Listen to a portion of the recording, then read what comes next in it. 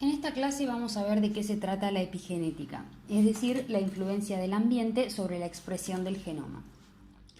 La idea que se tenía de que los seres vivos eran tan solo lo que está escrito en sus genes desde la concepción, es decir, que solo el genotipo determina el fenotipo que va a tener un individuo, ha cambiado. Ya no es solo el concepto de un gen, una enzima o esta genética, este fenotipo, porque en el genoma hay materiales externos al ADN capaces de regular la expresión de los genes y que pueden ser transmitidos a las generaciones futuras. El paradigma de que el fenotipo de un individuo estaba dado solo por su genoma, más precisamente por la secuencia de ADN de cada uno de sus genes y también sus alelos, que se llamó determinismo genético, entró en crisis hace unos años, cuando se empezó a acumular evidencia de que existen otros elementos relacionados al ambiente que, sin alterar la secuencia de ADN, producen modificaciones en el fenotipo de un organismo, y que estas modificaciones bioquímicas o químicas, ya las veremos más adelante, son heredables. Esto de que los rasgos adquiridos durante la vida eran transmitidos a la generación siguiente, ya lo había dicho un científico llamado Lamarck aproximadamente en el año 1800. Pero en ese momento se subestimó esa teoría porque básicamente se contraponía a la teoría de la selección natural de Darwin.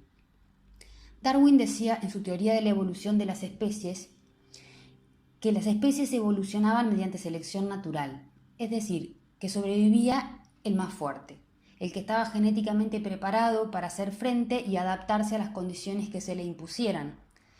Mientras que Lamarck decía que, debido a esas condiciones o ambientes, se podían producir cambios en el ADN que hicieran que esos organismos se adaptaran al ambiente y que luego esos mismos organismos pasarían ese ADN adaptado, entre comillas, a las siguientes generaciones.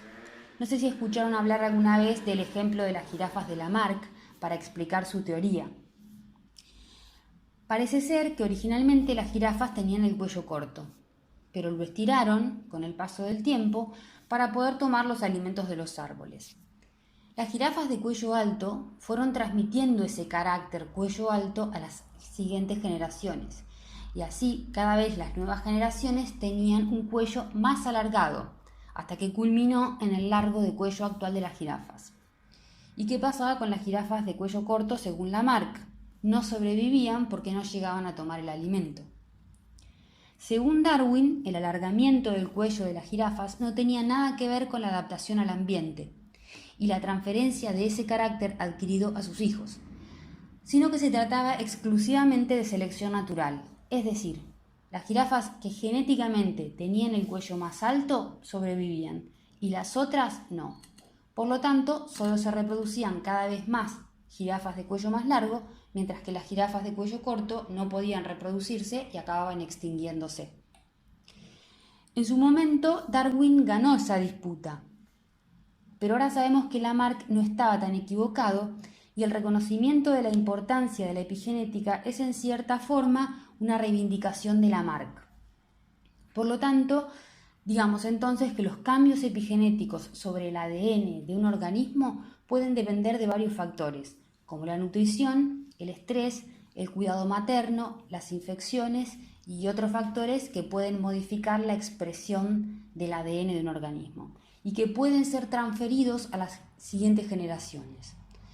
Lo que no se opone a la genética, sino que podemos decir que la epigenética y la genética son caminos paralelos.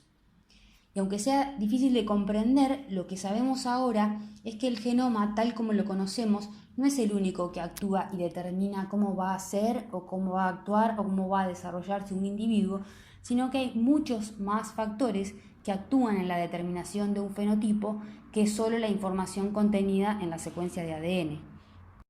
Lamarck estaba hablando de epigenética.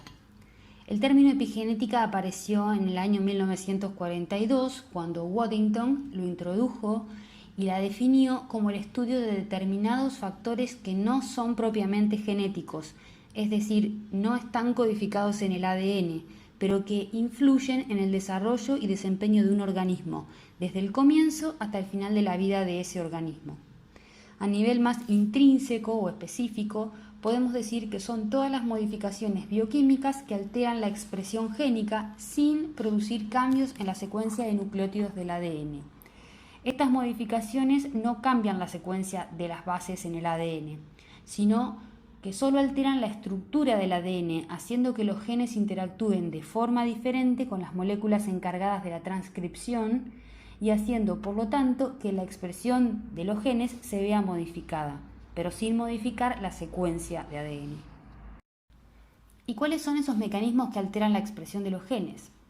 No sé si los vieron en genética general, pero como son mecanismos, vamos a verlos por arriba. Básicamente son tres. El más conocido y estudiado es la metilación del ADN. La metilación consiste en la adición de un grupo metilo en el carbono 5 de las bases nitrogenadas citosina por medio de las enzimas llamadas metiltransferasas en posiciones específicas del genoma. Y la consecuencia de un alto grado de metilación del ADN suele ser la represión de la expresión del ADN o el silenciamiento de un gen, dicho de otra manera.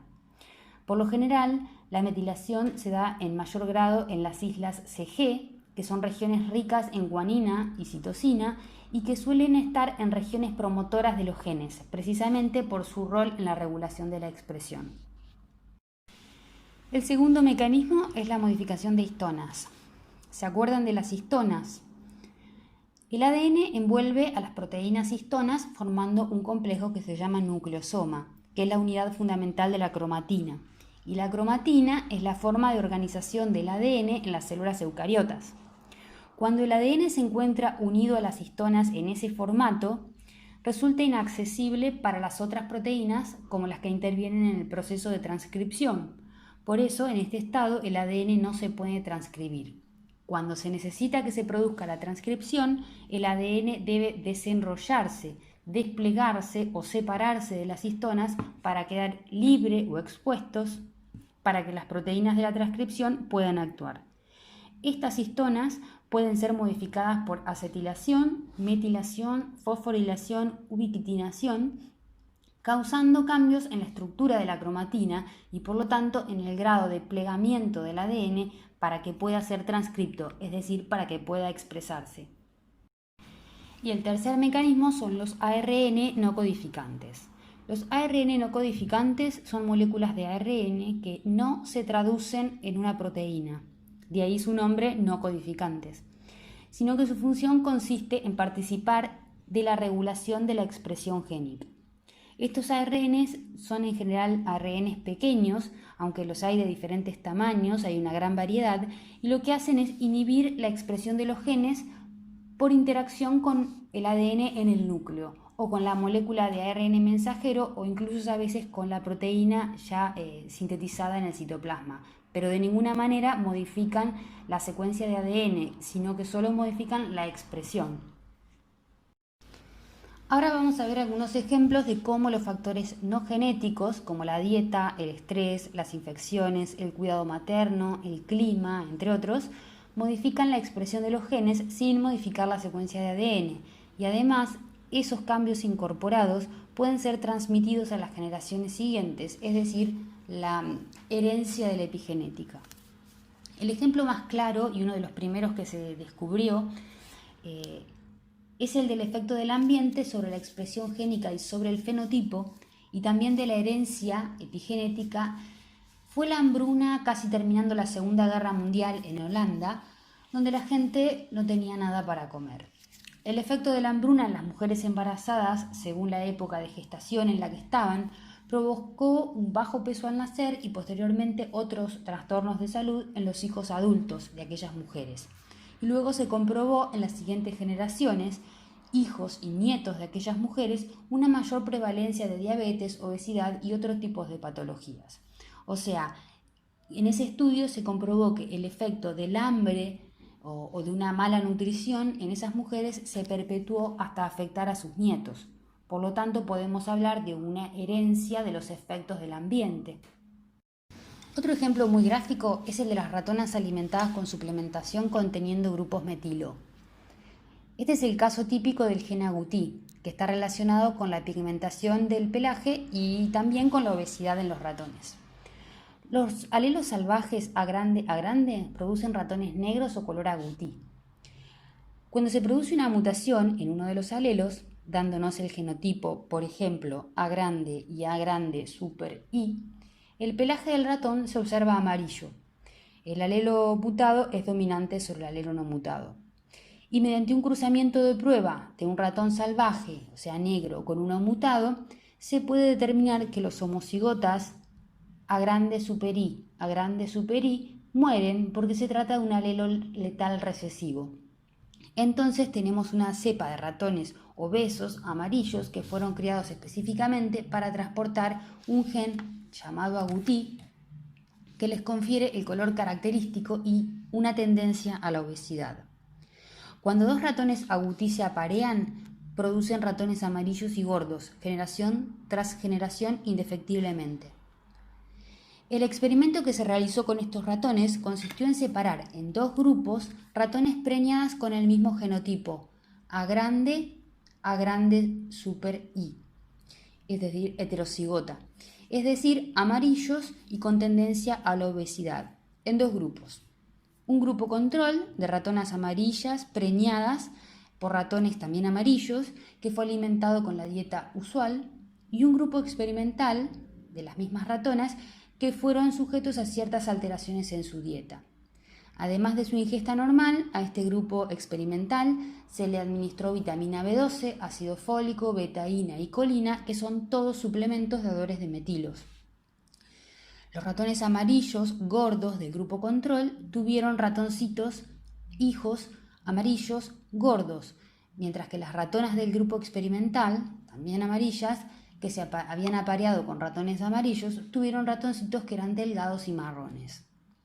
¿Qué pasó aquí? El gen agutí no se había expresado en los ratoncitos cuyas madres habían sido alimentadas con suplementos dadores de metilo, ya que la metilación del gen agutí suprimió su expresión. El genotipo de los ratoncitos seguía siendo heterocigota, A grande y A grande super I, en los ratoncitos de los dos grupos, pero en el grupo experimental el alelo dominante A grande super I, que daba el color amarillo, había sido inactivado por metilación. Esto es un claro ejemplo de epigenética y además este cambio de color persiste en la siguiente generación, lo que implica que es heredable. Otro ejemplo es el comportamiento materno. En otro experimento en ratones se demostró que las hijas de ratas que fueron buenas madres lo son también con sus crías en la F2. En el experimento demostraron que las ratonas que lamían más a sus hijos y los cuidaban más en general alteraban el epigenoma de sus crías, es decir, el grado de modificación epigenética, en un gen llamado receptor de glucocorticoides en la región del hipocampo. Y observaron que esto está relacionado con que una cría que fue bien cuidada por su madre mostraba mayor tolerancia al estrés debido a la regulación epigenética sobre ese gen. Además, ese comportamiento de buena madre se observó en la siguiente generación. Probablemente la madre de la F0 haya sido buena madre precisamente porque mientras estuvo en el vientre de su madre se hayan dado las condiciones para que así sea. Está comprobado que el estrés durante la preñez o durante la edad temprana tiene consecuencias a largo plazo en la descendencia. Esto es importante tener en cuenta porque la regulación del comportamiento es importante en el contexto de la cría y manejo del ganado. De hecho, cada vez está más de moda el estudio del comportamiento y el temperamento de los animales de producción. Y como los ejemplos acerca de cómo todos los posibles factores no genéticos pueden afectar la expresión génica son interminables, vemos acá una madre gestante que tiene una F1 y luego esa F1 dará una F2. Hay muchísimos trabajos científicos donde se comprueba que la nutrición que se le da a un animal durante su gestación influye en la performance de la descendencia adulta, ya sea en la fertilidad, en la producción de carne, en la cantidad de grasa que tiene el animal, en la velocidad de crecimiento, en la producción de leche, en la cantidad de grasa en la leche, en la capacidad de conversión del alimento en músculo o en grasa, etc. Y lo más importante es la herencia de estos caracteres. Esos fenotipos adquiridos pueden llegar a observarse en las generaciones siguientes, aunque aún no se sabe exactamente cuál es el mecanismo por el cual esa transmisión se produce. La reprogramación epigenética es otro concepto importante para tener en cuenta en relación a la epigenética. Durante el desarrollo del embrión se produce un fenómeno que consiste en una desprogramación o un borrado parcial del código o perfil epigenético, es decir, de las marcas epigenéticas del embrión, que luego es reescrito nuevamente siguiendo, en parte, el patrón aportado por los progenitores, por eso decimos que la epigenética es parcialmente heredable, y en parte de acuerdo a las condiciones en las que ese embrión se desarrolla en el vientre materno. Por eso después vamos a tener los efectos del ambiente materno expresados en el fenotipo de los hijos, si la madre comió, si estaba estresada, etc. El mecanismo por el cual ocurre esta reprogramación epigenética en el embrión es súper complejo y tiene muchos aspectos todavía desconocidos. Pero lo que quiero que les quede de acá es que este borrado parcial de las marcas epigenéticas ocurre en un momento del desarrollo embrionario, en un momento específico. Se borran las marcas epigenéticas y se vuelven a reescribir, basándose en parte en el patrón aportado por los progenitores y en parte en el ambiente que rodea al embrión, es decir, las condiciones del ambiente intrauterino. Y esto se los menciono porque, entre otras cosas, está vinculado con las técnicas de producción de embriones in vitro. No sé si saben que los embriones producidos in vitro tienen en general una menor eficiencia que los embriones producidos in vivo con respecto a su desarrollo y luego la transferencia a la receptora. Tienen también una menor eficiencia los producidos in vitro con respecto a los producidos in vivo. Desde hace muchos años se trabaja en tratar de optimizar los medios de cultivo en los cuales se producen estos embriones para que se parezcan lo más posible al vientre de la madre. Y en los últimos años se han empezado a analizar los perfiles de expresión génica y los perfiles epigenéticos de los embriones producidos in vitro y se ha observado que son bastante diferentes de los perfiles, de ambos perfiles de un embrión producido in vivo, ya que el medio de cultivo, al no ser el mismo ambiente que el vientre materno, puede producir alteraciones en los perfiles epigenéticos del embrión, que se conservarán en su vida adulta y que condicionará su rendimiento. Tomen este caso como un ejemplo de cómo la epigenética puede intervenir o afectar la producción animal. La reprogramación epigenética es otro concepto importante para tener en cuenta en relación a la epigenética. Durante el desarrollo del embrión se produce un fenómeno que consiste en una desprogramación o un borrado parcial del código o perfil epigenético, es decir, de las marcas epigenéticas del embrión, que luego es reescrito nuevamente siguiendo, en parte, el patrón aportado por los progenitores, por eso decimos que la epigenética es parcialmente heredable, y en parte de acuerdo a las condiciones en las que ese embrión se desarrolla en el vientre materno. Por eso después vamos a tener los efectos del ambiente materno expresados en el fenotipo de los hijos, si la madre comió, si estaba estresada, etc. El mecanismo por el cual ocurre esta reprogramación epigenética en el embrión es súper complejo y tiene muchos aspectos todavía desconocidos. Pero lo que quiero que les quede de acá es que este borrado parcial de las marcas epigenéticas ocurre en un momento del desarrollo embrionario, en un momento específico. Se borran las marcas epigenéticas y se vuelven a reescribir, basándose en parte en el patrón aportado por los progenitores y en parte en el ambiente que rodea al embrión, es decir, las condiciones del ambiente intrauterino. Y esto se los menciono porque, entre otras cosas, está vinculado con las técnicas de producción de embriones in vitro. No sé si saben que los embriones producidos in vitro tienen en general una menor eficiencia que los embriones producidos in vivo con respecto a su desarrollo y luego la transferencia a la receptora. Tienen también una menor eficiencia los producidos in vitro con respecto a los producidos in vivo. Desde hace muchos años se trabaja en tratar de optimizar los medios de cultivo en los cuales se producen estos embriones para que se parezcan lo más posible al vientre de la madre.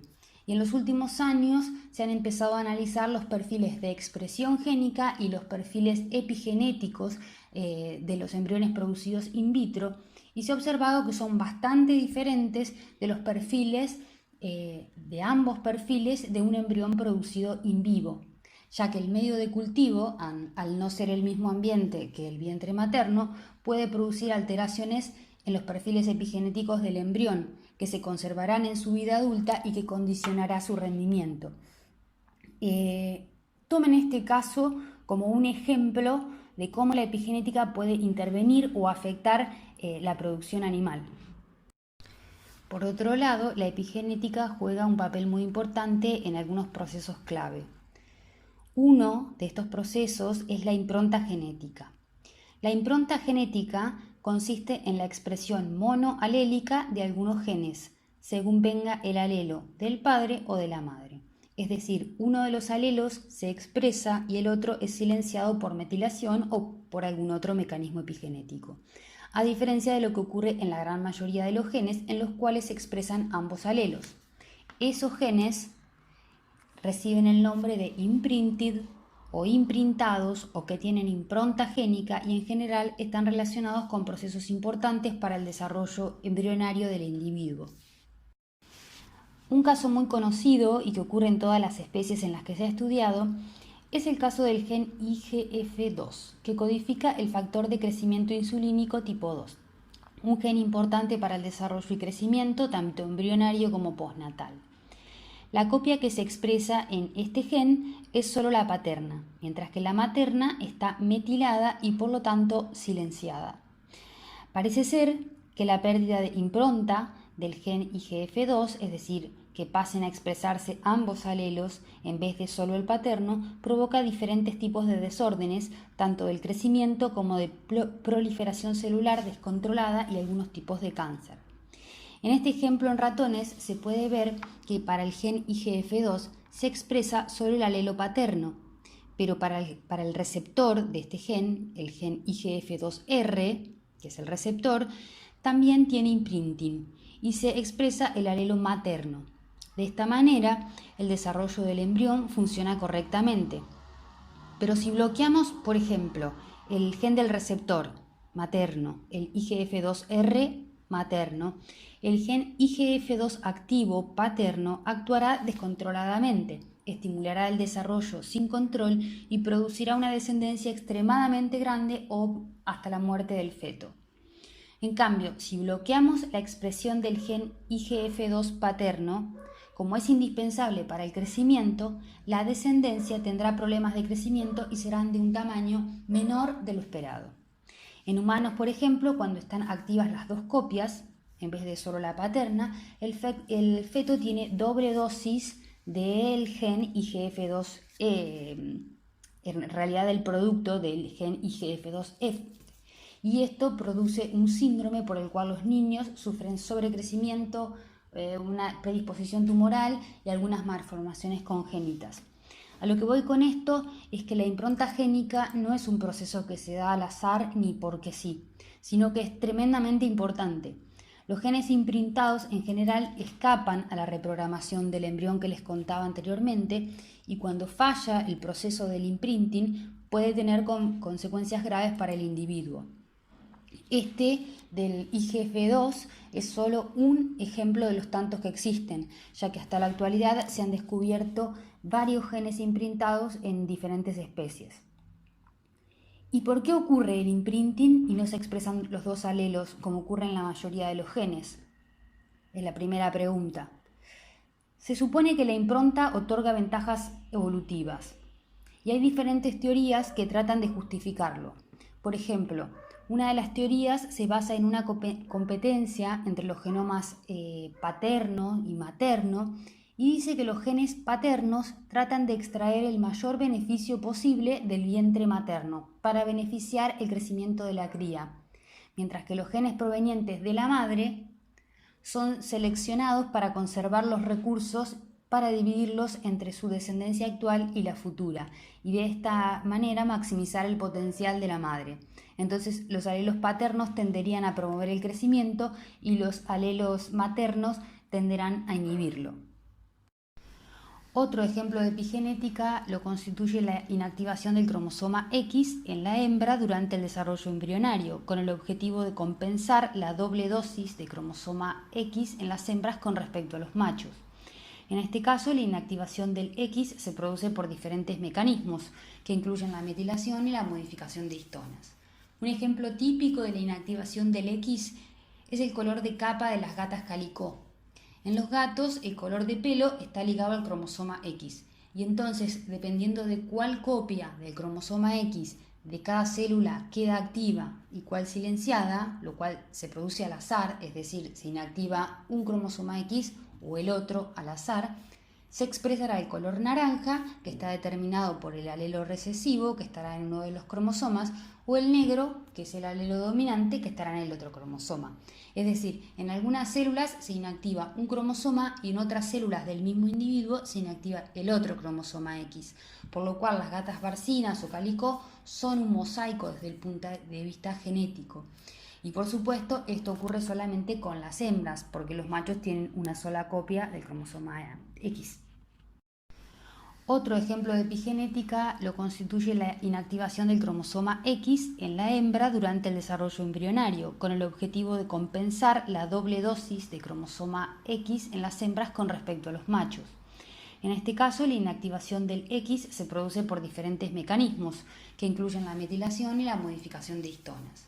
Un ejemplo típico de la inactivación del X es el color de capa de las gatas calicó.